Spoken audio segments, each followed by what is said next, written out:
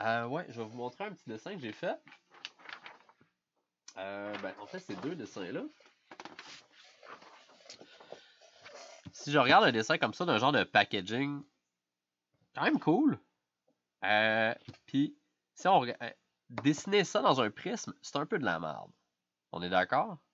C'est pas super agréable parce que la forme de base, si on regarde la vue de haut, c'est un petit peu comme un rupee dans Zelda.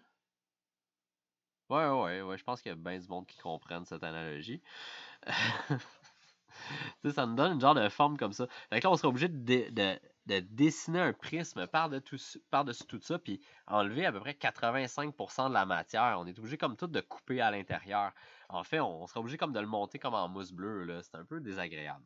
Fait que, encore là, avec la technique que je vous ai montrée avec la flèche, on va reconstruire cet objet-là quand même assez facilement. Ça va marcher pour à peu près n'importe quoi que vous voulez faire qui est comme pas vraiment cubique puis pas vraiment une planche là. Fait qu'on va aller donner un peu de volume. Est-ce que je fais le ouais. Ouais. Ok, parfait. Fait que là, je l'ai mis de côté.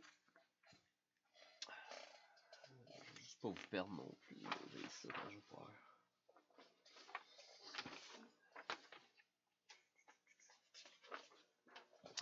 Parfait. Fait que la technique va comme suit. C'est exactement comme qu'on l'a fait tantôt. Donc, on va s'établir un plan dans une direction. Puis après ça, on va dire ici, je vais avoir quelque chose qui grossit de ce plan-là. Peut-être même dans l'autre sens comme ça ici. On peut après ça aller relier tous les points. Pour nous donner la forme qu'on veut. C'est pas super tough, c'est juste qu'on travaille la perspective sans utiliser de cube. Fait que si vous comprenez pas où ce que je m'en vais, dites-moi aller tout de suite, puis je vais essayer d'être le plus clair possible. C'est bon? Je veux pas vous perdre là-dessus. OK? Fait qu'on se rappelle la forme qu'on veut faire. Fait que moi, je vais commencer avec un genre de rectangle à la verticale. Fait qu'il s'en va vers mon point de fuite comme ça. Il est à peu près large comme ça.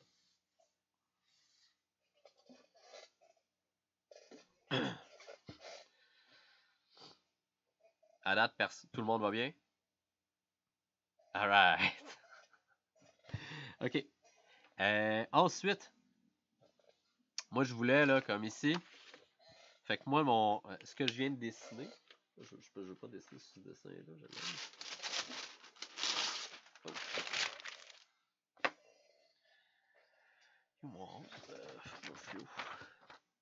Ok, je vais prendre lui. Fait que là ce que je viens de dessiner c'est ça ici.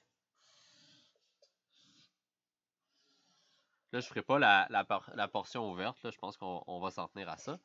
Là ce que je vais vouloir faire un peu là, c'est aller donner une ligne comme ça ici pour aller chercher ma dimension puis lui rajouter un triangle. Parce qu'en ce moment, je suis un carré, mais je veux avoir un petit peu plus large que mon carré. Ce point-là, il est à l'avant de mon produit. Il n'est pas sur le même plan, là. Il n'est pas sur cette ligne-là, il est un petit peu à l'avant. La même chose à l'arrière. Ça, c'est mon rectangle. Ouais, non, c'est vrai, mon rectangle est comme plus là. Mais bref.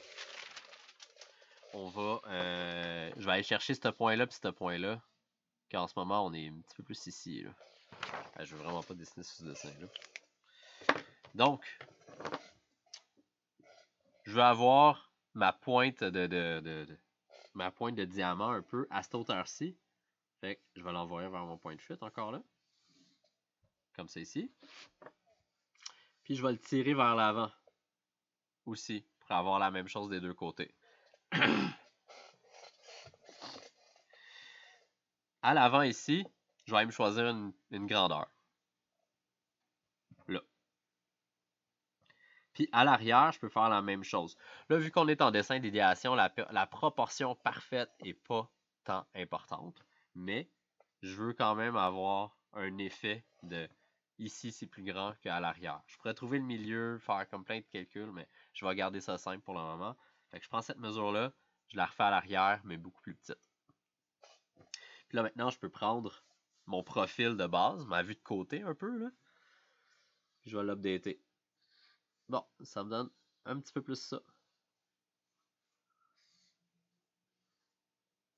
Donc, à la place de partir avec un prisme, je pars avec un rectangle, puis je rajoute ce que j'ai de besoin. Ça, c'est le fun, parce qu'en ce moment, je suis en 2 points de fuite. C'est juste que mon deuxième point de fuite, il n'est pas encore là.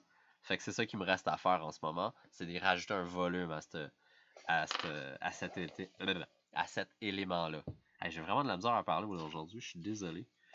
La semaine passée, je parlais du nez, là. Je me suis écouté dans les vidéos, puis c'était atroce. Là. Je pense qu'il y a une vidéo sur YouTube d'ailleurs que j'ai vraiment le nez bouché. Fort agréable. Bref. Maintenant, ça me prend un point de fuite par là-bas. Je ne sais pas exactement où c'est que je vais le mettre. L'important, c'est que si je fais la convergence avec ces trois lignes-là, qui arrivent à quelque part dans mon ordinateur à ma droite, ben, je peux m'imaginer une ligne d'horizon, puis il faut que ma convergence se fasse sur cette ligne d'horizon-là, la même chose à gauche. Fait que, moi, je vais m'essayer à peu près comme ça. À peu près comme ça. Ben, il faut qu'il aille à peu près sur la même ligne.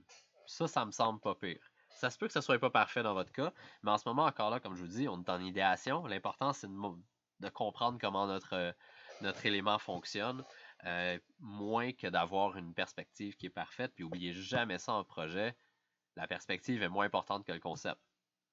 Moi, la perspective est plus importante que le concept, mais pas quand vous êtes chez Yolen. Fait que mettez votre énergie à la bonne place. Fait que là, vous voyez déjà qu'il y a comme une certaine. Il y a un élément, il y a un effet de perspective qui se passe là, dans notre objet. Parce que là, on a cette affaire-là qui a tendance à fuir vers l'arrière. Puis on a ces deux lignes-là qui ont tendance à venir un petit peu plus proche. Fait que théoriquement, elle est là ma perspective. Elle est juste qu'il n'y a pas de cube. Puis, on va faire exactement la même chose que d'habitude. On va se dire, bon, mais mon packaging est fini là. Puis à l'arrière, ben, je pourrais dire, voici ma ligne de centre. On va le calculer. Voici mon centre ici. Voici ma proportion à l'arrière. Je peux faire la même affaire dans l'autre sens, mais il ne faut jamais calculer deux fois parce que c'est sûr qu'on va avoir une erreur 1 sur 2. Fait que je prends ce point-là, je l'amène à l'avant, puis je le retourne vers mon point de fuite. Juste pour encore là comprendre où c'est que ça s'en va. Puis mon point à l'avant ici, bien sûr, je l'envoie vers mon point de fuite. Puis là, j'essaie de regarder, puis là, je trouve que ici à l'arrière est un petit peu trop grand. Fait que je l'ajuste. Mais c'est pas grave parce que ce point-là, on le voit pas. Fait qu'ici, qu'il soit un peu fucké, ben. Fait que là, je suis rendu avec un point ici, un point là, qui va être visible. Tout ce qui me reste à faire, c'est relier mes pointes de diamant. Donc, ce point-là va là. Ce point-là va là. Celui-là va là. Et à l'arrière, il fait ça. Fait que là, déjà, encore là, on comprend un petit peu plus comment il se promène notre objet dans l'espace. C'est ça qui est cool. Puis là, en effet, j'aimerais mieux le faire là. Mais c'est pas grave, ici, on le voit pas. Là, c'est le bout qu'il faut arrêter de cligner des yeux. Ici, on va voir ça. Ça, ici, ça va être ça. Là, ça va être ça. Là, ça va être ça. Fait qu'on a réussi à dessiner la forme principale de l'objet. Tout ce qu'on pourrait faire encore là, c'est comme que moi j'ai fait, je pourrais me rajouter une ligne qui va vers mon point de fuite pour se rajouter comme le genre de rabat, le genre de fermoir qu'on vient mettre un trou pour le mettre sur un pegboard. Là.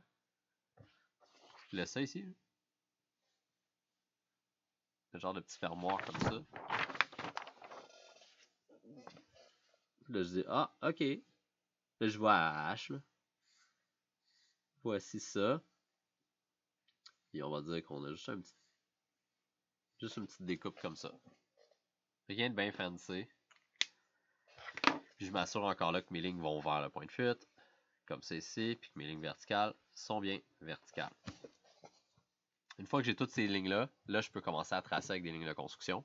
Puis encore là, si je vois que ma perspective est un peu molle à des places, ben, je me réajuste toutes ces petites affaires. Et voilà.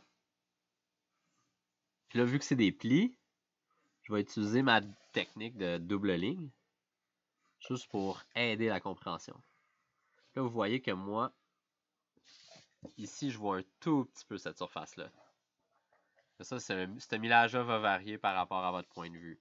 C'est la première fois que je le dessine que je vois ce panneau-là aussi bien. Là.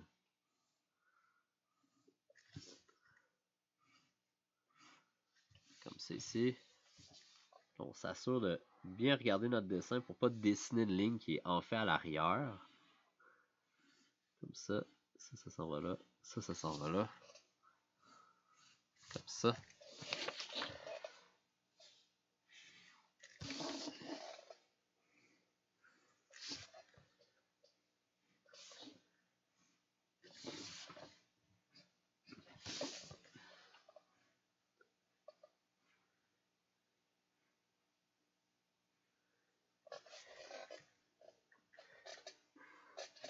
Comme ça ici. Je peux aller dessiner les lignes de construction à l'arrière, mais juste les lignes de l'objet. Très, très, très finement. Je veux pas faire toute la géométrie, je veux juste aider. C'est surtout le périmètre du genre de rupie qu'on parlait, là, que je veux mettre en évidence. Je veux que ça apparaisse que c'est ça qu'on a dessiné. Pour montrer un peu le volume, pour montrer qu'il y a du 3D dedans, que je vais être capable de mettre mes écouteurs à l'intérieur de ça. Je sais pas comment ils vont tenir, là. Ils vont être garochés dedans, là, comme un bon designer.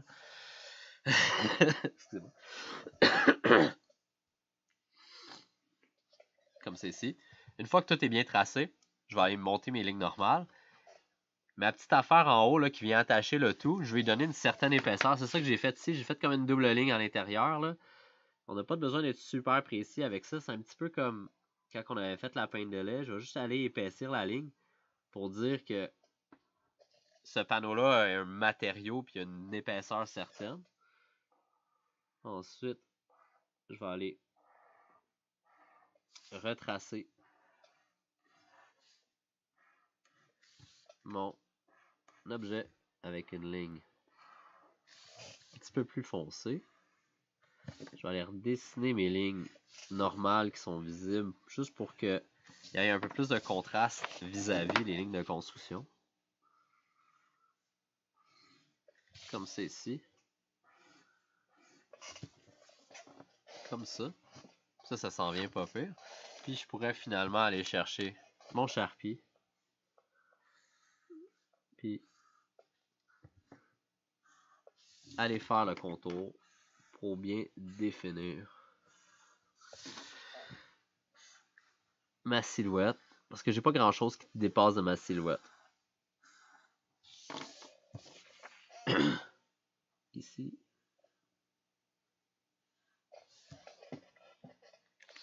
Et voilà. Fait que là, on voit un petit peu l'élément. On voit tout. On pourrait faire un panneau qui ouvre, mais je pense que c'est déjà pas pire pour ça. Puis, la dernière chose que je pourrais vous dire pour que, en général, les gens aient un petit peu plus de compréhension sur votre objet, c'est encore là, moi, je vais rajouter une vignette, mais pour aller mettre mes vues 2D. Fait que je vais faire un plan élévation ou peut-être plan élévation profil, tout dépendant. Je pense juste 2 vues dans ce cas-ci, ça va être amplement suffisant. Moi, je me fais une petite vignette comme ça ici, un peu au hasard.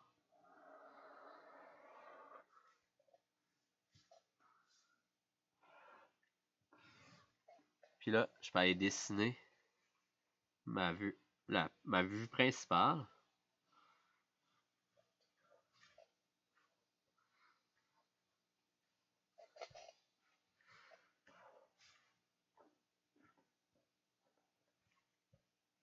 Comme ça. Puis ouais, ça c'est visible, ça c'est visible, ça c'est visible, ça c'est visible. Puis la vue de côté. Puis encore là, je suis en mode Richard. Puis voici mon côté. Fait que j'ai la petite affaire, j'ai ça, j'ai ça, j'ai ça, j'ai ça. Ces lignes-là sont visibles. C'est pas la plus belle vue de dessin technique qui a jamais été faite sur la planète, mais elle a pas de besoin parce qu'elle a elle qui m'aide à la compréhension. Puis là, je pourrais même me dire, bon, ben c'est 10 pouces de haut par 4 pouces de large, puis 8 pouces de profond. Moi, je suis un vieux de la vieille, je suis encore en impérial. Je vais tout mettre ça en millimètres, en fait. Moi, je déteste les centimètres. Fait que ça vous donne déjà un élément un petit peu plus complet. Juste dans une vignette, je pourrais juste aller l'encadrer un petit peu plus. Juste faire un petit décor, là. C'était pas super beau ce que j'ai fait, c'est pas grave. On s'essaye. Puis ça vous fait un concept. Vue 3D, vue de perspective, des vues orthogonales.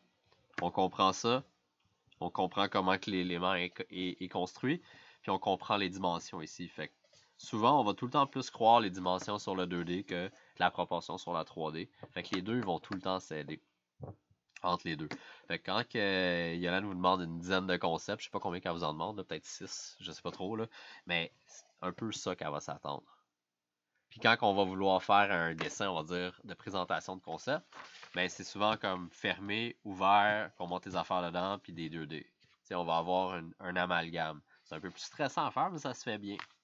Puis plus il y a d'éléments, moins il y a de pression sur chacun des éléments. T'sais, on n'est pas obligé d'être aussi précis sur tous les éléments, mais l'important c'est de tout montrer globalement le concept. Fait que ça vous donne une autre corde à votre arc. Fait qu'on peut commencer un concept dans un prisme, le couper, l'habiller. Voici mon packaging. On pourrait dire, bon, ben moi, c'est un packaging qui est rond, comme une bouteille de Pringle. Puis là, ça fait poup quand on l'ouvre. Je sais pas pourquoi. Puis là, ah, il y a de la texture. Puis là, je dessine vraiment vite. Puis, sinon, on peut dire, bon, ben mon concept, il est très, très linéaire, comme ça. Puis là, je dis, bon, ben, ça fait... C'est comme une tente. C'est en forme de tente, mon affaire. Wow, c'est en forme de maison, finalement. Fait que là, vous avez vu en quelques instants, j'ai résumé les 3 modes de construction d'objets qu'on a. On a le prisme, le cylindre, puis on a le plan.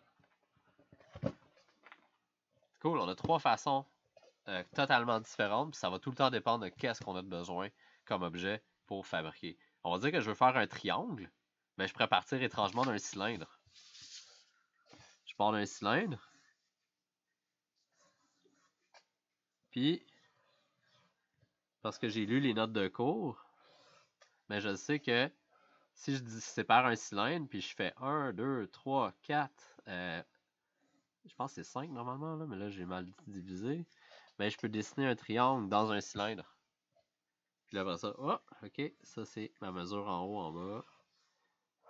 Voici un packaging en forme de cylindre. Puis là, cette ligne-là, elle va descendre là.